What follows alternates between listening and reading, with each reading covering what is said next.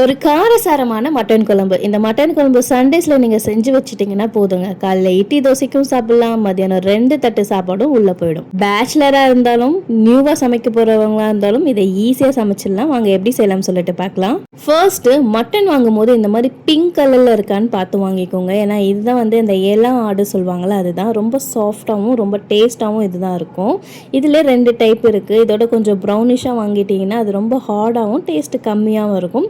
இதை ஃபஸ்ட்டு நல்லா செக் பண்ணி வாங்கிக்கோங்க. அதுக்கப்புறம் நல்லா க்ளீன் பண்ணிவிட்டு ஒரு குக்கர் எடுத்துகிட்டு அதில் மட்டன் போட்டுட்டு அதுக்கப்புறம் அது கூட வந்து உப்பு, மஞ்சத்தூள், இஞ்சி பூண்டு பேஸ்ட்டு, கொத்தமல்லி, கருவேப்பிலை போட்டுட்டு தேவையான அளவு சோம்பு, சீரகம் வந்து ஒரு கொஞ்சமாக போட்டுட்டு அதுக்கப்புறம் தேவையான அளவு தண்ணி ஊற்றிட்டு நல்லா வந்து ஒரு 6 விசில் கிட்ட வச்சு எடுத்துக்கோங்க. அப்போ தான் ரொம்ப சாஃப்டாக வந்து வெந்துடும். சில பேர் மட்டன் வேக வைக்கும் போது உப்பு போட்டு வேக வைக்கக்கூடாது அப்படி சொல்லுவாங்க. அதெல்லாம் ஒன்றுமே இல்லை. உப்பு போட்டு வேக வச்சாதான் அந்த சாஃப்ட்னஸே நம்மளுக்கு வந்து கிடைக்கும். அந்த ஜூஸுமே உள்ளே இறங்கும்.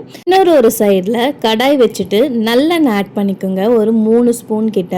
அதுக்கப்புறம் இதில் பார்த்தீங்கன்னா வந்து சோம்பு, சீரகம், அதுக்கப்புறம் கடுகு வந்து ஆட் பண்ணிவிட்டு நல்லா பொரிஞ்சதுக்கப்புறம் ஒரு 3 வெங்காயத்தை சின்ன சின்ன கட் பண்ணி ஆட் பண்ணிக்கோங்க. இது கூட வந்து கருவேப்பிலையும் ஆட் பண்ணிக்கோங்க. வெங்காயம் வதங்கிறதுக்காக உப்பும் கொஞ்சமாக வந்து மஞ்சத்தூளும் ஆட் பண்ணிக்கோங்க. ஏன்னா நம்ம ஏற்கனவே மட்டனில் வந்து மஞ்சத்தூள் ஆட் பண்ணியிருக்கோம். உங்களுக்கு பச்சை மிளகா வேணும்னா நீங்கள் ஆட் பண்ணிக்கலாம். நான் இன்றைக்கி பச்சை மிளகா ஆட் பண்ணியிருக்கேன். இது கூட வந்து கொஞ்சமாக வந்து 3 தக்காளினா வந்து ஒரு தக்காளியை கட் பண்ணி போட்டுட்டு மீதி 2 தக்காளியை வந்து நல்லா வந்து விழுது மாதிரி அரைச்சி ஊற்றிருக்கேன். அதுக்கப்புறம் இஞ்சி பூண்டு பேஸ்ட்டும் இது கூட வந்து ஆட் பண்ணிவிட்டு நல்லா இது வந்து வதங்கட்டும். இந்த நல்லெண்ணெய், இஞ்சி பூண்டு பேஸ்ட்லாம் வந்து நல்லா வதங்கும் போது ஒரு சூப்பரான வந்து ஸ்மெல் வந்து வீடு ஃபுல்லுமே வந்து பரவும்.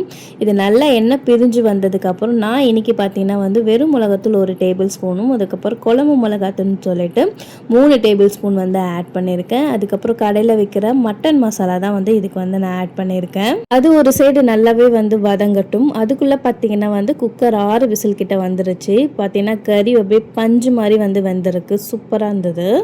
இப்போ பார்த்தீங்கன்னா வந்து அந்த மிளகாத்தூள் ஸ்மெல் எல்லாம் போயிட்டதுக்கப்புறம் இந்த மசாலாவை இந்த மட்டனில் வந்து ஆட் பண்ணிவிட்டு நல்லா வந்து கலந்து விட்டுக்கோங்க. அது ஒரு சைடு வந்து கொதிக்கட்டும். அதுக்கப்புறம் ஒரு ஜார் எடுத்துகிட்டு அதில் பார்த்தீங்கன்னா வந்து சும்மா அது ஒரு கையளவு தான், ஒரு டேபிள் ஸ்பூன் வந்து மிளகு, ஒரு டேபிள் ஸ்பூன் வந்து சீரகம், சோம்பு ஆட் பண்ணிவிட்டு இது கூட வந்து ஒரு 3 பல்லு வந்து தேங்காய் ஆட் பண்ணிக்கோங்க சும்மா டேஸ்ட்டுக்காக. இதையும் இது கூட அரைச்சி விட்டது நல்லா ஒரு கைப்பிடி அளவு கொத்தமல்லி எடுத்துட்டு இதில் நல்லா போட்டுட்டு அதுக்கப்புறம் நல்லா கலக்கி விட்டுட்டு ஒரு விசில் கிட்ட வச்சு எடுத்து வச்சுக்கோங்க. விசில் அடங்கினதுக்கப்புறம் ஓப்பன் பண்ணி பார்த்தீங்கன்னா வந்து வீடே மணக்கும். ரொம்ப சூப்பராக இருக்கும். இந்த மட்டன் குழம்பை நீங்கள் வந்து இட்லி, தோசை, சப்பாத்தி எல்லாத்துக்குமே வந்து ட்ரை பண்ணி பாருங்கள். ஈவன் ரைஸுக்குமே வந்து இது சூப்பராக இருக்கும்.